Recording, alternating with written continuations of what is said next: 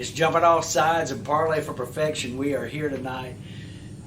Our mainstays are here. J.D. Lyles, he's with us, all-time best friend. Then we've got the man there, Mike Pearson, our man here that keeps the show going from afar, of course, because he can't get over here to Louisiana. And then tonight we have a living legend, and I mean that with all sincerity, a local living legend for us. He's from here in Shreveport, Louisiana, by way of Leesville, Louisiana, and a Captain Shreve Gator, an LSU Tiger, and a Cincinnati Bengal. I give to you my good friend, Mr. Bo Harris. Good to have you on the show, Bo. Glad to be here. Thank you for having me. Yes, sir. We just want to start it off talking about how you ended up at Captain Shreve and who your coaches were there and your mentors that kind of got you really embedded in football. That's a pretty easy question. I was born and raised in Leesville. I was a Wampus cat in the beginning. That's right. Wampus Yes, cat, sir. they're bad. Sure do. But my father was with the Soil Conservation Service, and so Okay. he got transferred up here the summer after my freshman year. So I played junior high football in Leesville, and I was on the varsity baseball team my freshman year. Wow. We moved up here in the summer, and I don't know if you remember, but the summer before your sophomore year, you're still pretty young and you're still pretty intimidated by a lot of things. And coming to Shreveport was like coming to the New York City for me, man. But I went to different schools, and my dad went around and talked to different coaches, and by a process of elimination, plus then when I met Lee Hedges, Right. it was over. For those who don't know, Lee Hedges is a legend around here. Was the greatest influence on me that could have possibly ever happened for Wow. a 16-year-old coming up and trying to make it for himself. Right. He taught me how to approach the football game as a game with intellect, and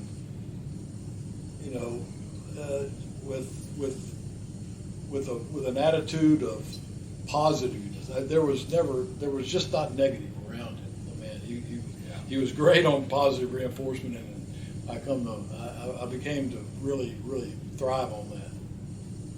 That's awesome stuff. I know that he is a legend here as well. I mean, the stadium's named after him, where Captain Shreve plays, the Yeah. Hedges Stadium, of course. Now, when did you realize, playing in high school and everything, when you kind of realized that, hey, I have a chance to maybe go to the next level? Actually, I was 7 years old. Really? People would ask me what I was going to do, and I'd already made up my mind. I said, I'm going to be a professional football player. And people, they would laugh. It's okay. I mean, Yeah. my hero was Mike Curtis, number 32 for Baltimore Colts. Okay. Left outside linebacker. Wow. And I said, him or John Mackey, one of the two. Oh, I yeah. played tight end too. Yeah, right. I said, both of them, they're all good. So. Yeah. Well, we have a tackle eligible here on the show too. His whole dream was to catch a pass there to be like Mackey. Yeah. Yeah, that was the reason why I played tackle, because I couldn't catch. I was a decent athlete, but I could not run and catch at the same time. So they said, why don't you just slide in one spot and put your hand on the ground? So Well, I said, my claim to fame on tight end is I could block. In line. And actually ended my career in Cincinnati as the third tight end. Really? Yeah. I went in on short yardage, and I loved it. It was because I knew exactly how to take that linebacker. I knew Right. what you had to Yeah. do. Yeah. So when you went to LSU, and I don't know what shape the program was in then, but you played for Coach Mack, right? I did. Yeah. He was, it was LSU. You just went down there, and they were always, good. Mm-hmm. Sometimes real good. Sometimes, just average good. Right. But I went in with a freshman class that was really off the chart. It really was. I don't know if y'all have ever heard of the name Mike Miley, but he was our quarterback. Okay. Mike was also a shortstop and a switch hitter. Wow. He got drafted number 1 by the Cincinnati Reds as a freshman. As a senior coming out of high school. He went to LSU instead. But then his junior year, we changed and went to the Veer. Okay. for Mike Miley, and then Mike got drafted by the Angels, #1. Wow. And went off and played baseball. So wow. Yeah. So we had the beer without the quarterback. Yeah. Can't pass that opportunity. That's fine. No, and that's not Find that open A gap and just wear it out. Not a good combination. That's right. I love it. Yeah. So you were drafted in 1975, weren't you? Yeah. The 77th Yeah. pick in round 3 Yeah. by the Cincinnati Bengals, right? And, Yeah. and so you played for Lee Hedges, amazing coach. You played for Coach Mack at LSU, and then you get drafted and get to play for an all-time, all-world great coach in Paul Brown, right? I did. And my rookie year was Paul Brown, and it was Wow. I wouldn't trade it for anything. No, sir. He was a very interesting man. He was a great. I'm not talking about a great organizer. He was an innovator. You know. Right. And if you may not realize this, but the offensive coordinator in 1975 was Bill Walsh. I was just going to ask that. All right. I And thought so maybe it was, yeah. Bill Walsh was there, and then we had Tiger Johnson was our offensive line coach, and Howard Brinker was my linebacker coach, who had been at Cleveland and knew Dub Jones really well. Okay. You know, Bert's dead. Mm-hmm. But when Paul Brown retired and Bill Walsh did not get the job, he left. Oh, wow. And people were asking me, you know, well, you got a new coach, who's going on? I said, I don't know. You know, I said, well, I'm going to tell you this: wherever Bill Walsh goes, pay attention, because it's going to be lights out. Right. I've seen the documentary on that, and he talks about leaving Cincinnati, and he really didn't want to. He didn't want to. He wanted the job bad, and they No. just felt like, I guess, the experience, or I'm Yeah. not sure Well, what it and was. he It didn't ended- mesh well with Right. owners. Well, Tiger was a long time. He was, Yeah. and you know the hierarchy of things. Sure, He'd been around that's longer right. and all that, so he Seniority. did it. Yeah. And at that time, Bill was still kind of honing and crafting that West Coast offense, right? He was. was it in tune? It was in tune. Okay. And he left, and then he went to First, he went to San Diego State, I think. Or no, we went to San Diego, and he developed Dan Fouts. Okay. Yeah. Then he went to the head coaching job at, Was it Stanford? I think it it was was Stanford. Stanford, yeah. It was Stanford after that. Yeah. Right. I'm saying San Diego State, but it was San Diego, period. Yeah. The professional. With the Chargers. Yeah, That's yeah. right. Yeah. And he had Lance Allworth there then, Yeah. didn't he? And Fouts. And, Yeah. and we know what happened there. And then he ends up in San Francisco, and the rest is history. And we had, and on that team, my rookie year was Charlie Joyner. Right. He was still with the Wow. Bengals, and he's played I've played several years with Charlie. And then he went to San Diego and played for 50. I don't know. I mean, the guy could run Right. all day long, every day. He just like a machine, Mm-hmm. and one of the best receivers that ever lived. Wow. Yeah. So Mike played at Florida, as you know. Tell us a little bit about maybe some of the LSU Florida games that you had, and how, if you remember some of those. They were always. I remember this. Now, when I was a freshman, that was the last year that freshmen had their own schedule, so we didn't play as varsity. Right. Yes, sir. And we played Florida, we played Tulane, we played Ole Miss, we played, I think, Alabama, Mississippi State, and we beat everybody. And then we go down to Florida, and we're acting like we're on vacation, and you know, I think we eat too much, and you know, all. They come out, and they beat her ass, you know. And then we go over there as sophomores. We got to travel to Florida again, and we're in the rainstorm of all rainstorms. And Nat Moore cuts it out, and he's going down like 70 yards. And we have a defensive back who was the #1 draft choice my year was Mike Williams. Mm-hmm. And he caught Nat on the 3-yard line. We ended up in a 0-0 tie. Wow. But at one point in this game, or after the game, a brawl breaks out. Really? I'm talking it was still the biggest brawl I've ever been involved with in football. It was out of control. It really Bad was. blood, Yeah, huh? it was bad blood. Love it. Yeah. Heck yeah.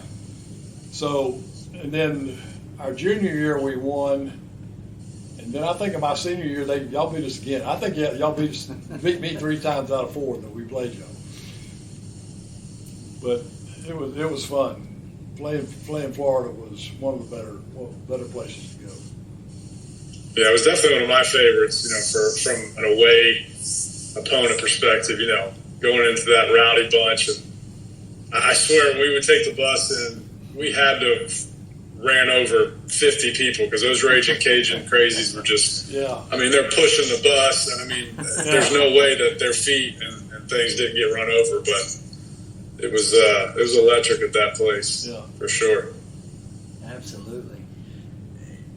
Looking at the way things are now, we get to talk to Mike every week, and that's a treasure for us. And to have you here is amazing. From what you see, like the way college is now, and we know about the rules and all that, whether you like it or not, but as far as conditioning goes, what were the conditioning things like practicing and even in the summer and things like that? Because it was a different mindset back then from college and then even in the NFL. It was definitely different. And the contact that you had was definitely different. The extensiveness of the contact, but you were there longer too. I mean, I'm going to give you an example. When I went my rookie year, we had 6 preseason games. Mm-hmm. Well, that rookie year, we actually had a 7th because we played in the Hall of Fame game. Oh wow!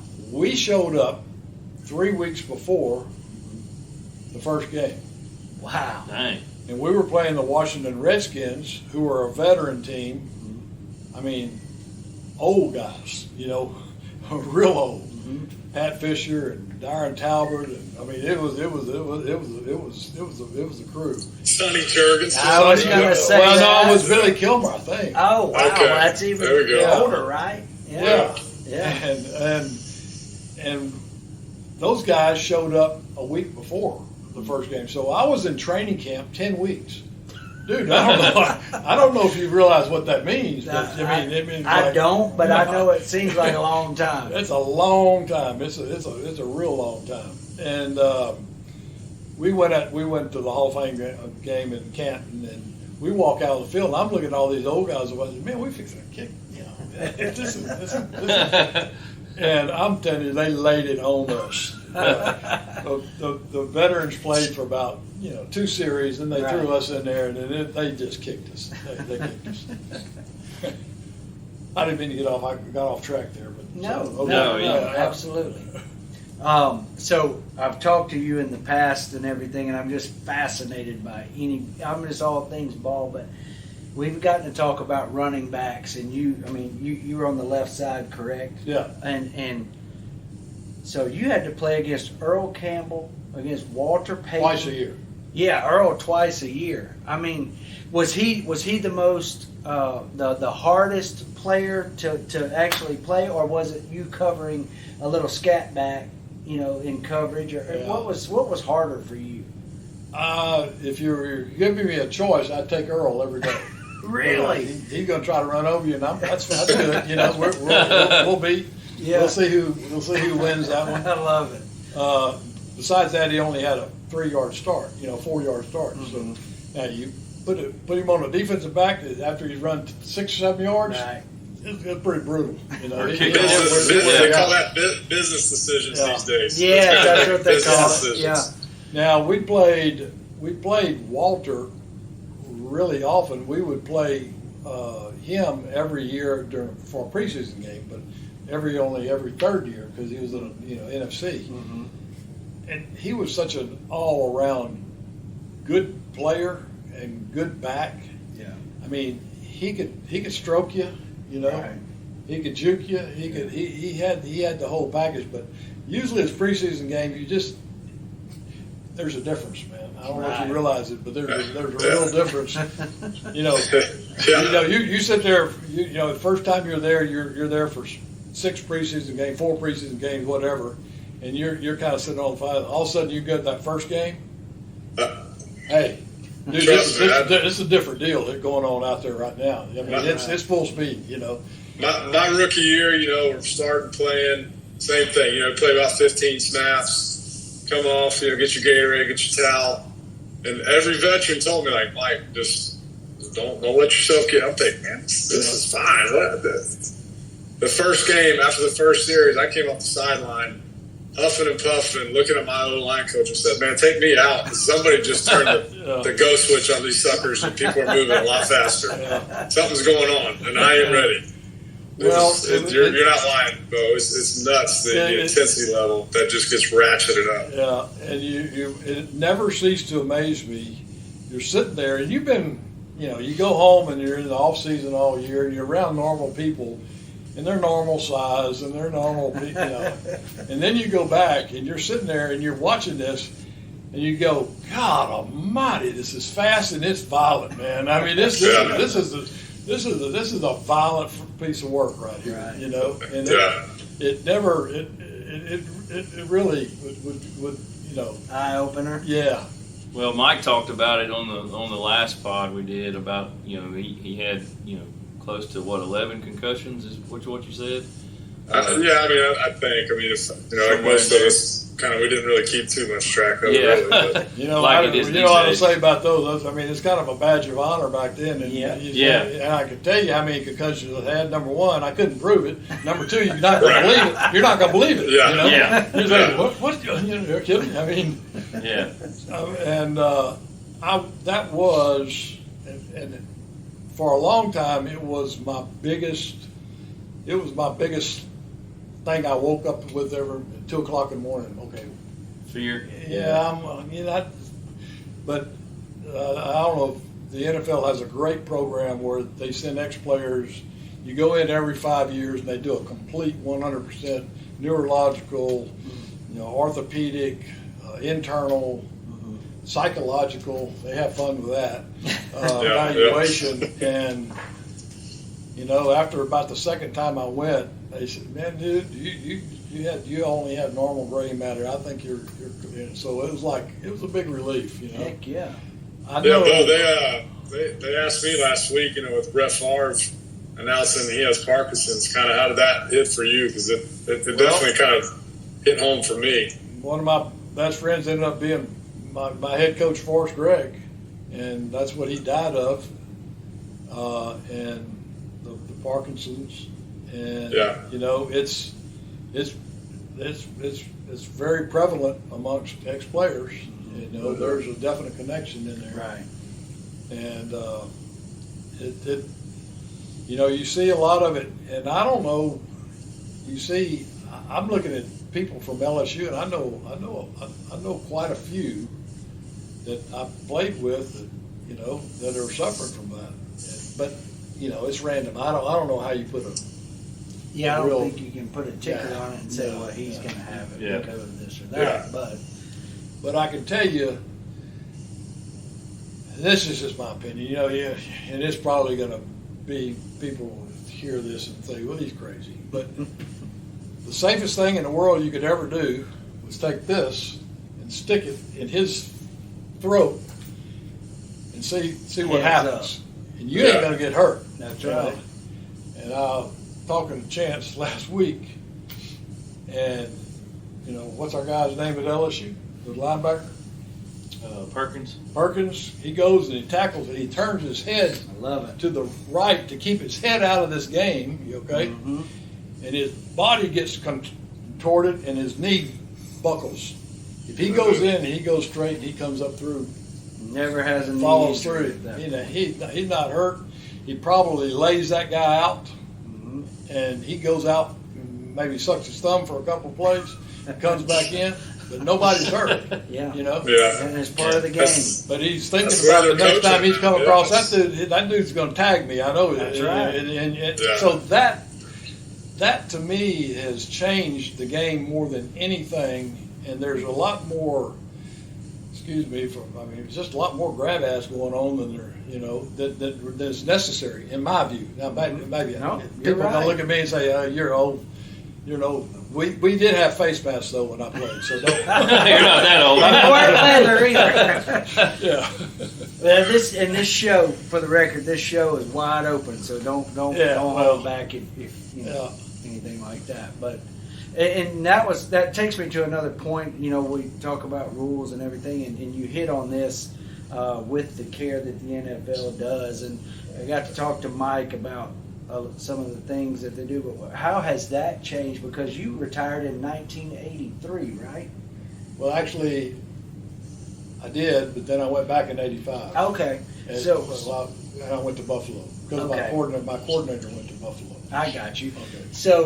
So when you retired, and obviously you're vested with the NFL because you had enough games and all that, and so long-term care and the health care and everything, how have you seen that change? And has it's been for the better and just gradually? Or? Well, it's these guys today have really, really great packages.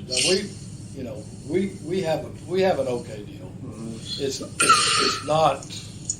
It's not a lot of money by any stretch of the imagination, but it helps. Yeah. So what exactly is the question? Just how much it's changed though from when you retired in '85 and then you invested and how the treatment it's gotten much better and much more comprehensive. Okay. Yeah. The guys that are retiring in today's time, they're really set up well. They actually have 401ks and pensions. Oh wow. Yeah. Yeah. Mike, do you have anything to add to that or any questions with that? Yeah, no, it's changed even from, I retired in 2009 and then, 2008. And from there, I'd say every about 4 years, there's more, like Bo just said, there's more comprehension and more comprehensive coverage and different avenues for us to take advantage of. That's just continually, looking out for the best interests of the well-being of our, former compadres and some of these warriors that kind of went before us. And I said it last week with the guys, I got to know John Reeves really well, throughout kind of my high school life because he recruited me at South Carolina when he was the quarterback's coach, and then him being a Tampa legend. And he's one of those guys I wish had the opportunity to take advantage of some of that care, because towards the end when he passed away, he was just so beat up physically.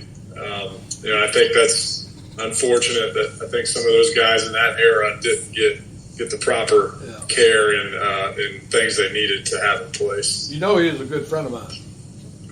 Oh, John was, yeah. John was with Cincinnati when I was there. Wow. Okay. And he primarily backed up Ken Anderson.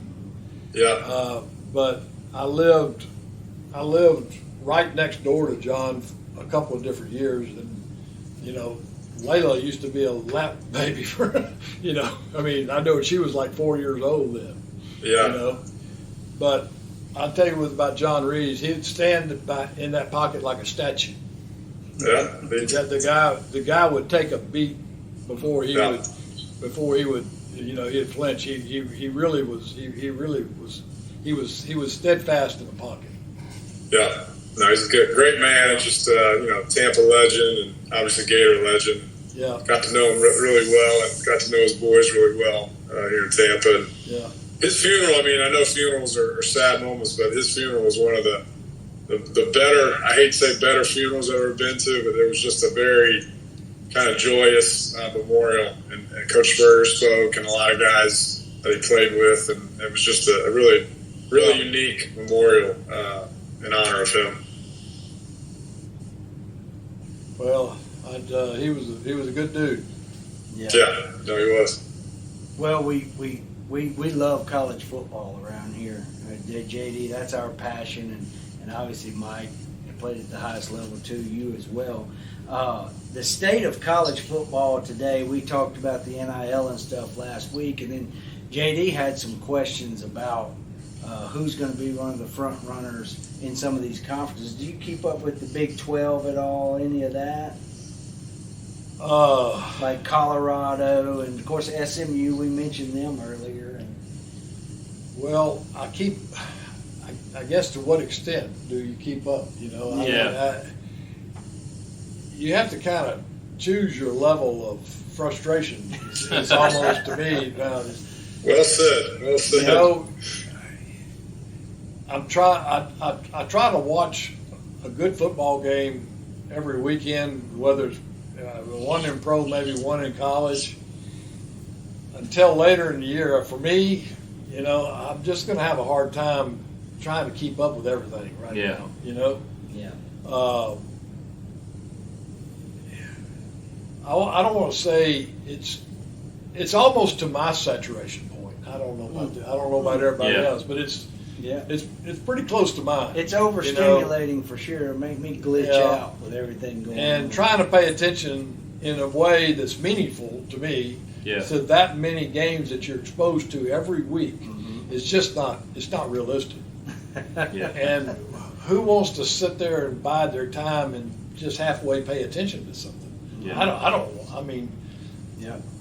It's going to be hunting season pretty soon. And you're an avid turkey hunter too. Yes. Yeah, duck blind, turkey hunting, you like it all.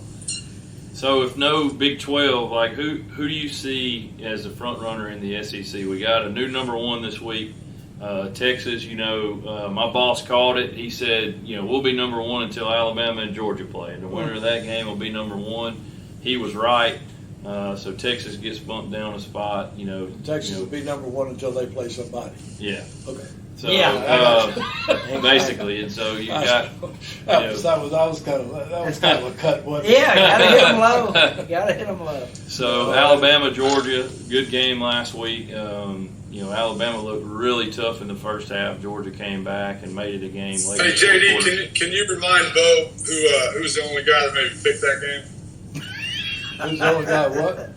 No, I picked it too. It's on here. I'll let you see it. Oh, okay. We'll let you see it, buddy. Well, the guy we'll get to that. To Bo's, I guess, right shoulder. Yeah. He had that old saying, put it on a rock and fling it through the bed window. Pay window. Yeah, that thing must have had a boomerang on it because it came back to hit him square in the eye. All I know is look we over put here. up a hell of a fight, and his nuts were up in your throat there about the fourth quarter. Well, I'll tell you this. Listen, I was the only one that stayed up at the house. Everybody left my house at halftime, so this game's over. And I was like, all right, I'll see y'all. And I kept watching, and here we go. We were texting back and forth, bothering JD at this game. That's right. Well, I'm gonna promise you, I'm gonna be last in picking games. So I'm not very good at it. I don't know. We were pretty bad last week. But Yeah, I am interested to see when Texas does play somebody Next week. And I'm interested to see if Texas, week in and week out, can go through an SEC schedule, and who's going to be standing at the end. That's going to be really interesting to me at this point. And there's only, it's, and right now I say it's a crapshoot. Yeah. You don't know who's going to be there. I've got a feeling you're going to be going through one of those two teams played this weekend. Yeah, exactly. To get to where you're going to have to get to. Yeah. So they're probably going to be around. Yeah. And who else is in there? I don't know. How do you feel about LSU right now, being an alumnus? What's going on down there? I think that I think they are on the right. They're on a really. They're on the mission right now, and they're on track. I can't say that they're there yet. It's going to be. I think it's going to be really important how much they can improve over the next few weeks. Yeah. Let's ask the real $10 million question. Are you a Brian Kelly fan? Is what I want. I don't really know Brian Kelly. I met him once. My sense was, maybe don't go out and have a beer with him, but I think he knows how to run a railroad. You know, I'm not sold on. I think he can get you to a playoff, situation, but getting you over the hump and winning the whole thing, I don't see it. Cause I would call that the how many $1 million question? 10 million is what we'll say. $10 million. $10 million. Well, $100 million. How much did he sign for? Yeah, 100. Whatever he signed, Yeah. $10 million a year or $100 million total, whatever it was. Yeah. that's what I can say that he's recruiting well, and he's building a program. Yeah. And now don't forget, this was a dumpster fire, a big dumpster fire when he took over. Yeah. And 32 scholarship players, I think. It was a complete mess, and you can't argue with the success so far that he's had in rebuilding this thing and building it up. So He has a really good quarterback to work with too, and they always have good receivers. So and let me tell you something. They worked. Jaden Daniels became a really, really, really good quarterback under his leadership. yeah. Sure. Well, but I'm gonna tell you, I was dead wrong. I had my doubts about Jaden Daniels being able to carry this over. Yeah. But after watching him play a couple times, man, the dude, I mean, he's really, really come a long way. I just feel like LSU and Florida has a very similar correlation because the standard is a national championship. I mean, you've got Saban, Les Miles, Ogeron. I mean, guys came in and won the big one, and I think similar to us at Florida. So that's where I kind of with Kelly. I think he's going to have a pretty big bullseye on his back until he wins one, especially with the money and the resources and everything that That's what he signed up for. That's right. Yeah. Yep. For sure. He's that's it, and we'll see. Yeah. But to answer your question, I think he's done a pretty good job of building this thing back and laying a foundation, and they seem to have some recruiting mojo going on about them right now. Yeah. Now, then you got to add in the portal. That's been effective, but I think he's making it a point to recruit local and recruit the state, not lose those players. That's right. And that's a big deal around here in Louisiana. Yeah. As far as what I think, it doesn't matter about how college football, the portal. I don't see how you let people leave every year. And kind of keep some semblance of, of commitment, or you got to have some kind of commitment in the deal. I feel like there should be like a one-time transfer rule. You get one card to play, and then you're there. But I guess all the lawsuits and has allowed the kids to just quit and go somewhere else every year if they don't like the team or the coaches or whatever or money. Yeah. Well, guys, we talked about this a few weeks back, and I'll keep saying it until it gets proven different. The kids are just copying the adults. They're doing what the coaches are doing. So I'm a big believer that we can kind of shake our finger at the kids, but I've said this, and I said it to Napier and our NIL, until you corral your crew of colleagues, it's not going to stop, because case in point, Coach Kelly could leave tomorrow and go to Texas A&M next year and get a salary increase, his buyout paid for, the recruiting class comes with him, resources, etc., and nobody can say boo about it. But then when the kids start doing exactly what the adults do, then we want to try to kind of get our feathers ruffled. So I'm just, again, I don't like it. Yeah. But my point being is that the adults should probably start acting like adults, or we talk about commitment and Right. continuity and building things. Well, then we should probably stop letting these coaches just up and jump willy-nilly too. Yeah.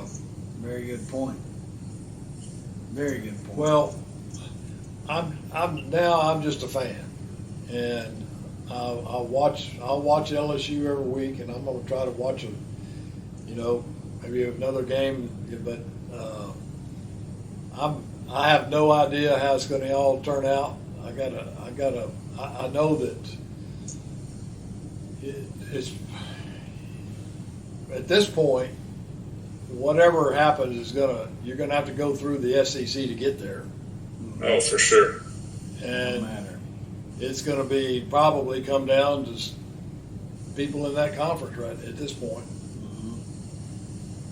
And Yeah, what the college football playoff doesn't want is they don't want a bunch of 5 or 6, 1 or 2 loss SEC teams sitting around at the end of November is what they don't want. Yeah. They might end up having that. yeah, They very well could.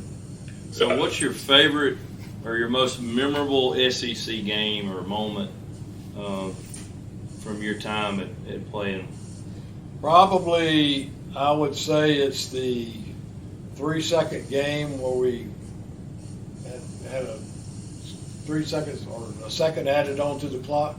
Burt Jones to Brad Davis, Ole Miss, Yeah, 17-16. yeah. As Burt Jones said, well, it wasn't a close relative of mine; it was a distant relative of mine that was running the clock. It added that extra second in there.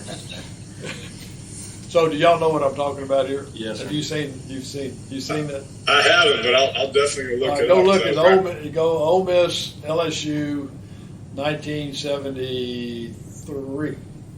Is it in black and white or is it 72. color, Bo? Huh? Is it in black and white or color? Oh, I think it's color. They did a paint by No, number just- and added the colors in, Mike. That's what happened. That's right, yeah. Yeah.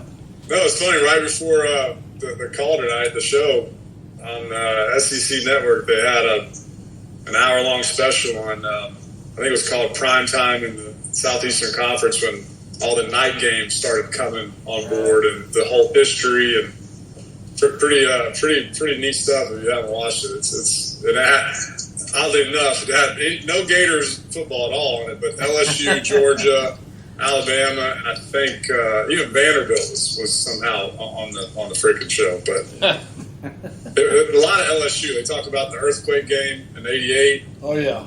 at LSU, and then Billy Cannon's run and all that. So it was pretty cool.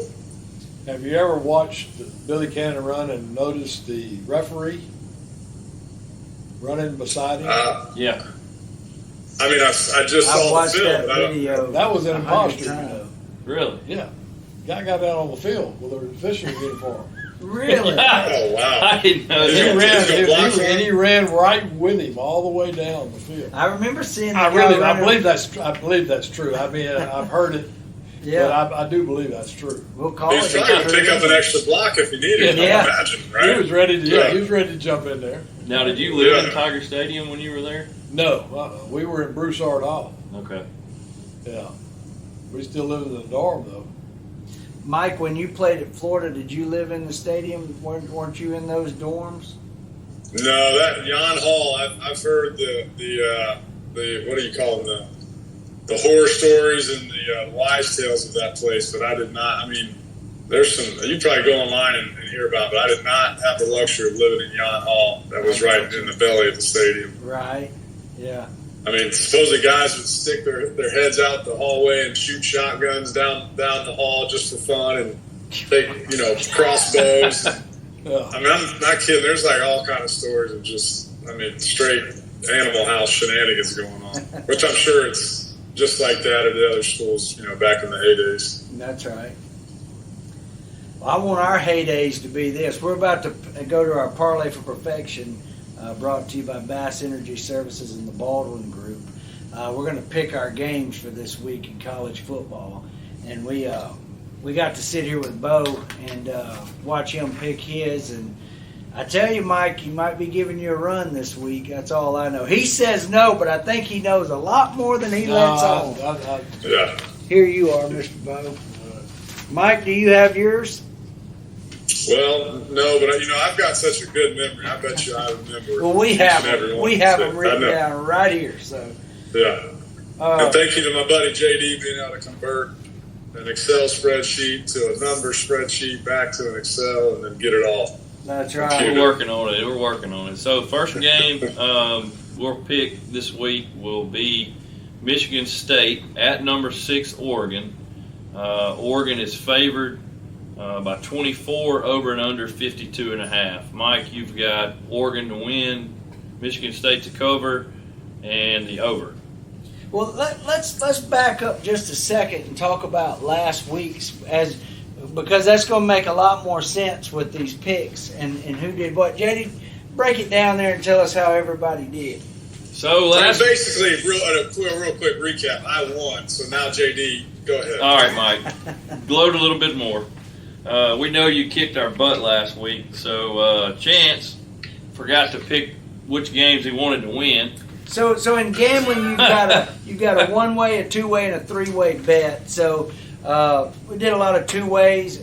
I did a lot of two-ways last week and no three-ways, but JD did all three ways and Mike did three ways. And so in gambling, I just went with the twos and then rolled back up on the threes later. JD, the pros call that we were hedging our bets, and Chance was just over there playing roulette and putting money on sloppy colors. That's what he was You doing. have no clue what you're talking about. So I'm not gonna speak to Parlay for Perfection, Riding on a Rocks cover last week. Yeah, But we will go with his over and under. He was 7-5 on his over and under bets. Mike, you were 6-6 on wins and losses, 8-4 on covers. Over and under, you were 8-4. I was 6-6 on wins and losses, 5-7 on covers, and 4-8 on over and under. So that was what we were last week. This week we've got a few more games, but. So, Bill, basically, if you want to go out to eat nice this week, you're gonna come with me. If you want to go to, I got you. I Choke, got you. if you want to go to Choke and Puke, you go with those two jabronis that are sitting next to you. I was terrible. Yeah. So, all right. So we're back at Michigan State at Oregon. Is this Oregon's first game in the Big Ten, or have they played one already? I can't remember. I think it is their first one. So they've got Michigan State at home. Michigan State is not very good this Not year. very good at all. Who do you like in this one, Mr. Bo? I got Oregon. You got Oregon to win Win and cover. and cover, and you like the under. I like the under. All right. What's the next game on there, Chance? You want to go with? Well, Syracuse and UNLV. Daddy picked UNLV to win, and Syracuse is going to cover. And we are going under, boys. Under yonder. How about All that? day on the under. I just want to know why you picked UNLV. I'm curious to that. I just like them to win. It's in Vegas, and what happens in Vegas is Vegas will kick Syracuse's ass. That's what I know. I'd put that rock and that watch on. That's not the throw it through the pay window bet right there. Right. That's just, I know, but that's I'm just a saying. mediocre little bet. Mike, Okay. what game? We got Penn State and UCLA. Who do you like in that one? I got Penn State, I believe, all the way through. No, sir, I you may do have not. may have taken the under. No, Nope, you took you have UCLA a to terrible. cover. You have a shitty memory, and I said Penn State and the win. I know that. yes, And you picked the over. Yep, and See? UCLA to cover. So Well, listen, CTE could be real. We talked about it earlier, and we'll find out maybe in another 20 years. I don't know. Next I'll take game, we're going to let 40. Mr. Bo pick this one on the first. Number 9 Missouri at number 25 Texas A&M, playing in College Station. A&M is a 2.5 point favorite, over and under a 48.5. Who you got? Missouri wins, covers, and it's an over. Oh. Yeah. hang He's them going over the against fence. Vegas. Hang them over the fence, Mr. Let's Bo. I go. love it. Let's go. Which one of you two picked A&M? Chance picked A&M all the way on both Yeah. ways and the over. I didn't. I picked Mizzou in the over. So Mike had Mizzou A&M and over. So we're going to go down. We're going to pick a few more SEC games. Number 12, Ole Miss, 9-point favorite at South Carolina, playing in Columbia. Williams-Brice. That is my upset alert of the week right there, boys. I'm going South Carolina. Me too. Mr. Bo said he likes South Carolina all the way. He told us before it's going to be an upset. He's not rolling with the Lane train. I think he still hates Ole Miss from back in the 70s. I mean, go to hell, Ole Miss. I do too. Let me back. We talked about it a few weeks ago. Shut up. Some dogs. They got some dogs. You listen up, because there's no way in hell you just made this bet. You said, and I quote, South Carolina to win. Now, Ole Miss is favored by 9 points, which means they would win. So you got South Carolina to win, Ole Miss to cover, and the under. I was driving and trying to. I would blame it on that too. I would too. Yes. Let Mitchell pick them for you, please. I mean, my God, that's horrible. Well, on top of that, Mitchell almost got pulled over today driving home from practice. So that is right on your mind, Mike. We'll change that up for you. You're going South Carolina across the board in the under. Yes, sir. Okay. Yeah, we'll change it for you. I'm sorry to beat you up, but you deserve that. Yep. Well, I got hey, 448 email. I need this by 5 p.m. Yeah, hey, I get it. My man. I get it, yes. Yeah, that was not me, by the way. All right, some people got things to do during the day, Mike. All right, next game. Number 15, Clemson, going to Tallahassee and playing the junior college. Florida State, Clemson minus 14.5. Who you got? Clemson to win, Clemson to cover, and over. I love it. We don't like Tallahassee around here in any degree. They still somebody is eventually going to have to eat the cup of dog shit. It's got to happen. I mean, I don't see them winning until somebody does it. Listen, So I'm riding on a rock. This could be the weekend that both Florida State and Florida coaches get fired. it's possible. No, it's going to cost him too much for Norvell. He's $72 million. Or 50-something million dollars. Norvell just signed an extension last year, didn't he? They don't have that kind of money in Tallahassee. I don't think so. There's no way. I got a couple of pretty good higher-up insiders that's there. Really? Wow. What is it? Rome is burning? There's something burning up there, fellas. Chance, we're going to go to, I think this is your no-shit pick of the week. If I'm not mistaken. Brought to you by Rotag Portable Toilet Services. Yeah. No shit pick of the week. Number 10, Michigan going to Washington and giving up 2.5 to the Huskies. 41.5 over and under. Who do you like on that one? Man, I'm surprised by that. But I'm rolling with, I hate to do this because Annie Arbor's a whore. But Michigan in the under. That's all I know. Ann Arbor's a whore, but Michigan's winning, covering, and it's under. There you go. Ride it on a rock and throw that through the pay window right there. I believe I'm on the same train with you, buddy. Yes. I'm pretty sure. You are. No, you went Michigan over. You picked the over. Well, yeah, but that's all right. You're still a smart man to go. Who did you have, Mr. Bo? I got Washington and over. Oh, he's going with the home. Antagonist right there. The home favorite. Love it. That may not be bad. So we're going to go this quintessential ACC matchup. Number 8, Miami is traveling to Berkeley, California. Mm-hmm. They are a 10-point favorite against the Golden Bears, 54.5 over and under. Who you got, Mike? I picked Miami. I believe I picked Cali on the Wrong. No. Listen. Don't you listen to me. I'm going to get a buzzer over here. Every time I'm going to hit it. Yep. No, you need to put like a shocker on me like Bill Murray in Ghostbusters. Yeah. Every time that kid gets their answer wrong, he just starts jerking. You've got Miami to cover and the under. Yeah, okay. So What I do on the points?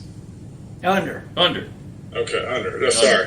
What's on the spread? I mean, who did I pick on the? Oh, you picked Miami to Miami win, across Miami the to board. cover, and under. Okay. Yeah. All So right. we've got 2 games left. One that I added today, I thought was going to be a good matchup. It's a Big 12 game. Texas Tech is going to Arizona, and Arizona's favored by 6. Over and under of 64.5. Pile of points. Yes. Both teams, I think, are 3-1. Who do you got in that one, Mr. Bo? I got Arizona Okay. To win. to win and Texas Tech to cover Okay. and an under. The under. Mike, you had Arizona under. AAU. That's what I'm rocking with. Okay. Who JD? is who's the new coach at the Red Raiders? Or coach now? Yeah, he's not a new coach. They went to the Independence Bowl last year against Cal last year. And And I gosh, cannot can you remember I that? can't, Because I remember the cannot. name. I can't. I'm drawing I a feel blank. bad about it. Is he a Leach disciple or descendant or any of that stuff? Or I'm no? not sure. I don't think so. No. No. Not any of the big names, not any of the old quarterbacks or anything like that. Okay. Yeah, but he's a great coach and a really good man. We had a Okay. chance to be with him, obviously with the Independence Bowl last year, and I really respected him and really thought he's done a lot with that program and a really good. His name's on the tip of my tongue right now, and if I keep talking, I'll probably remember it. But he's doing a good job and a really good man. Yeah, they're good to go. So last game here, we're going to go to the Gator fans. Bo, Yeah. I'm going to let you pick this one since LSU's beat Florida 4 straight years. You're going to be the first one to pick this. UCF going to the Swamp and favored by 2.5. Who you got? I'm going Florida and under. I love the way he thinks. Picking the Gators. That's the only way to do My it. man. Mike, you've got Florida under too, so y'all are definitely on the same page. JD, Yeah. who did you have? I've got Florida in the under also. I've got Florida in the over. And ladies and gentlemen, we thank you for coming out tonight, and we want to really thank you, Mr. Bo, for taking time out of your busy appreciate it. schedule Yes, to be sir. a part of this. Mike, as always, thank you. And as we say here at Parlay for Perfection and Jumpin Offsides, strive for perfection and what, JD? Don't settle for excellence. Oh, just settle for excellence. That's an old Don Shula quote that I love to say. But strive for perfection and settle for excellence, and that's a show, and that's a wrap. Thank you, ladies and gentlemen. Thank you. See-